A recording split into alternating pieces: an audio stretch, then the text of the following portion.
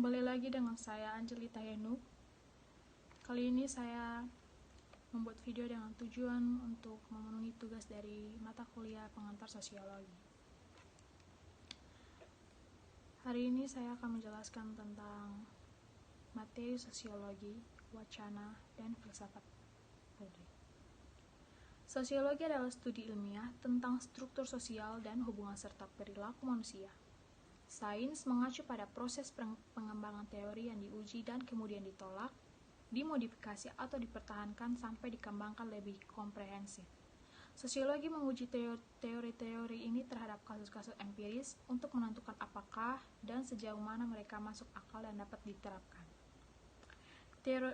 Teori sosiologis atau paradigma adalah cara untuk memahami pengaruh kekuatan sosial pada individu sebagai anggota kelompok dan kategori sosial.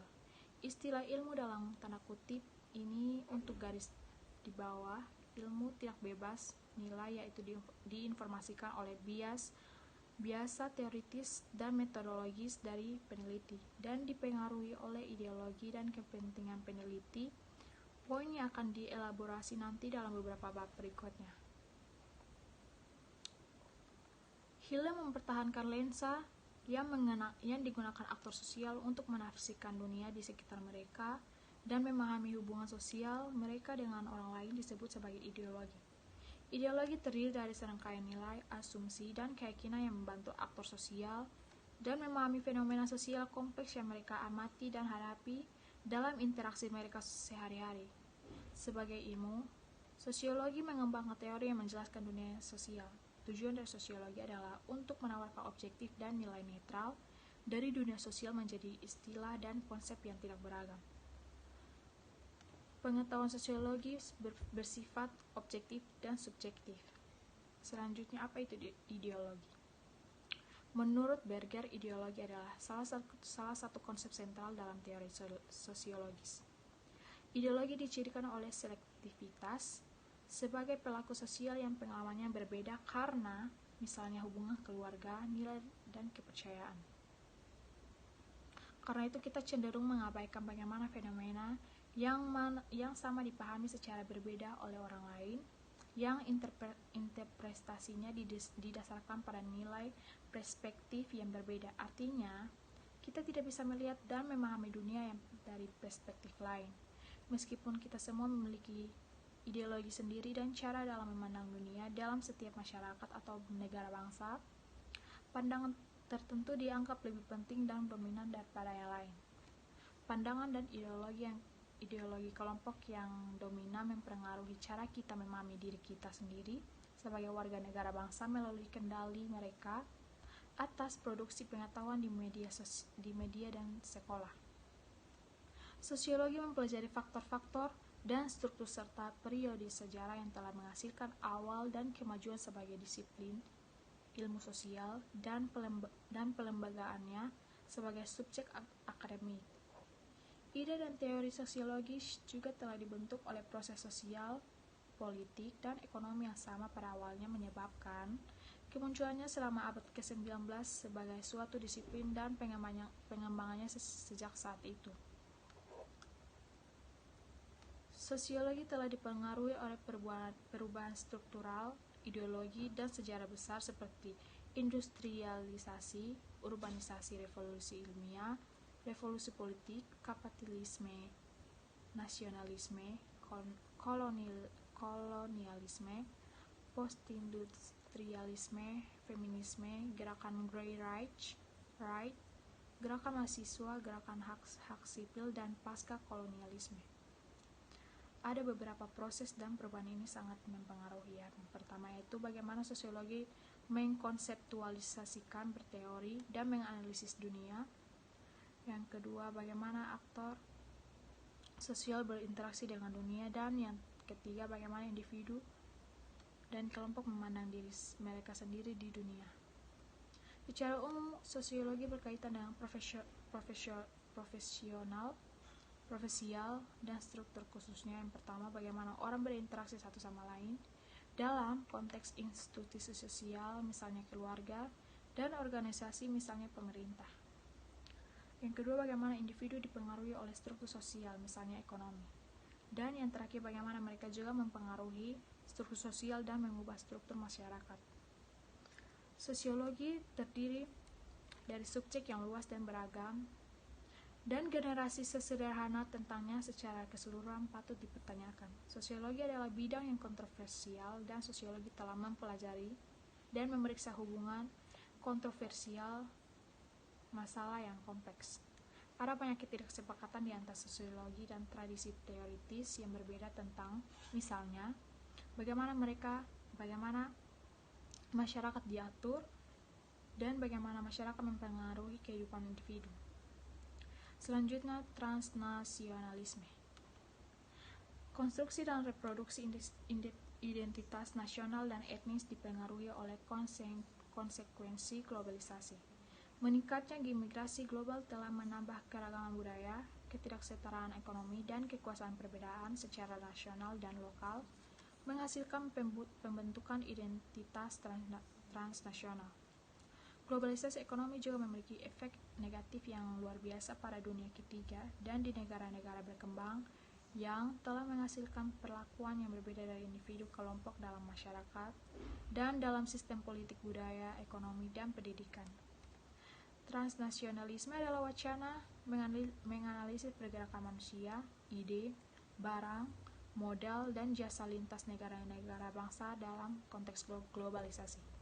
Menurut pandangan dunia ini, yang dikonseptualisasikan sebagai pusat alam semesta, mendefinisikan kemanusiaan dan karakteristiknya.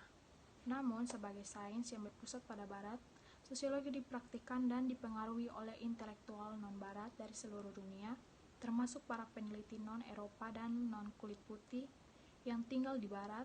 Ini juga dibentuk oleh sejumlah tradisi dan perspektif teoritis yang bersumber dari pengalaman orang-orang yang terpinggirkan di negara-negara barat dan non-barat. Ini telah memainkan peran penting dalam mempromosikan politik emansipatoris di banyak belahan dunia non-barat. Sudut pandang feminis adalah cerminan dari pengalaman seseorang dalam institusi masyarakat dan hubungannya dengan orang lain dari latar belakang yang berbeda ataupun serupa. Sudut pandang kami dipengaruhi oleh feminisme kritis. Salah satu argumen utama teori ini adalah bahwa perempuan menghadapi penindasan dan ketidaksetaraan serta eksploitasi berdasarkan faktor-faktor seperti ras, suku, seksualitas, usia, jenis kelamin, dan kemampuan. Analisis gender memberikan kemungkinan membuka ruang untuk mengevaluasi secara kritis efek dari penguncilan pengalaman perempuan, pengetahuan, dan bentuk marginalitas lainnya. Analisis gender sangat kritis terhadap androsentrisitas atau ketidaksenonohan wanita. Kemudian, dipandang bukan sebagai subjektif yang pasif, tetapi sebagai subjek aktif dalam sejarah. Secara umum, perspektif berbasis gender membantu untuk, yang pertama, fokus pada kegiatan marginal seperti pekerjaan perempuan yang tidak dibayar. Yang kedua, mempertanyakan validitas dan pengetahuan patriarki atau mempertanyakan pandangan dominan. Dan yang ketiga, merumuskan pertanyaan penelitian baru yang menjelaskan berbagai pengalaman perempuan. Buku ini menekankan perspektif sosiologis kritis dengan fokus pada persimpangan peristiwa dan hubungan lokal, regional, dan global. Pengetahuan dari teori sosiologis kritis memberi aktor sosial makro dan perspektif mikro yang diambil dari berbagai disiplin ilmu. Selanjutnya, teori aneh dan heteronormativitas. Masalah sosiologis klasik telah diam tentang masalah seksualitas dan khususnya homoseksualitas. Teori queer mempertanyakan kekuatan heteroseksualitas dan merongrong konstruksi heteronormativitas.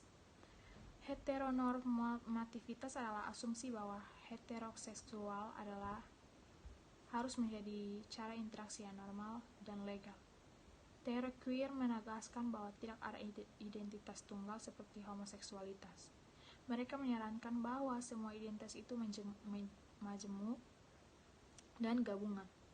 Identitas tidak tetap, tetapi tidak stabil dan didasarkan pada pengertian karakteristik yang eksklusif.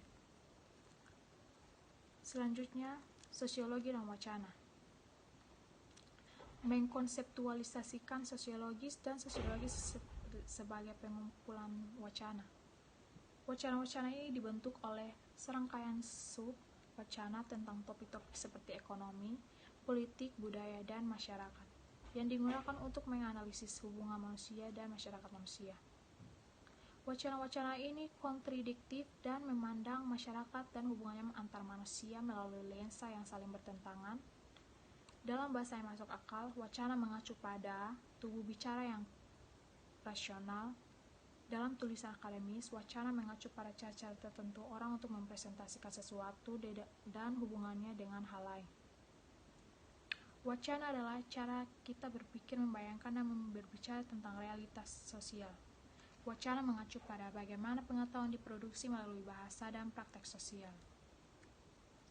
Pembentukan diskursif menyoroti bagaimana wacana sebagai seperangkat pernyataan beragam yang dihasilkan di lembaga yang berbeda, mengacu pada objek yang sama, berbagi gaya yang sama, dan mendukung kelembagaan yang sama atau penyimpangan pola politik. Wacana misalnya memandang manusia berdasarkan satu set asumsi yang menghubungkan perbedaan budaya dan biologis dengan perbedaan kemampuan kecerdasan dan mental, dengan asumsi bahwa satu kelompok lebih unggul kelompok lain. Di sisi lain, wacana antirasis adalah kerangka kritis yang menganalisis secara kritis sejauh mana ideologi eurosentris telah menginformasikan pandangan dan pengetahuan kita tentang perbedaan dan keragaman. Antirasisme terkait erat dengan teori ras kritis lainnya.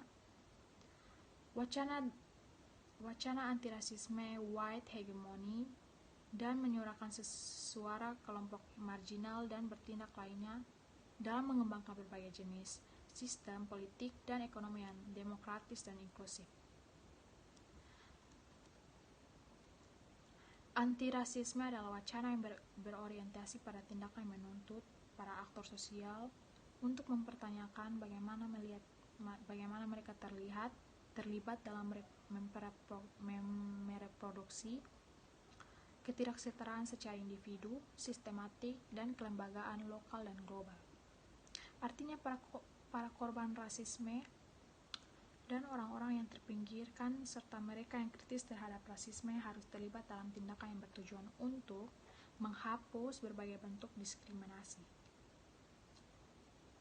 Secara umum terdapat beberapa karakteristik yang menunjukkan sebagian besar teori rasialisasi dan rasialisme, yaitu yang pertama, mereka menolak teori-teori universal yang membenarkan posisi kekuasaan kelompok elit dalam masyarakat. Yang kedua, mereka tidak menghargai teori bebas.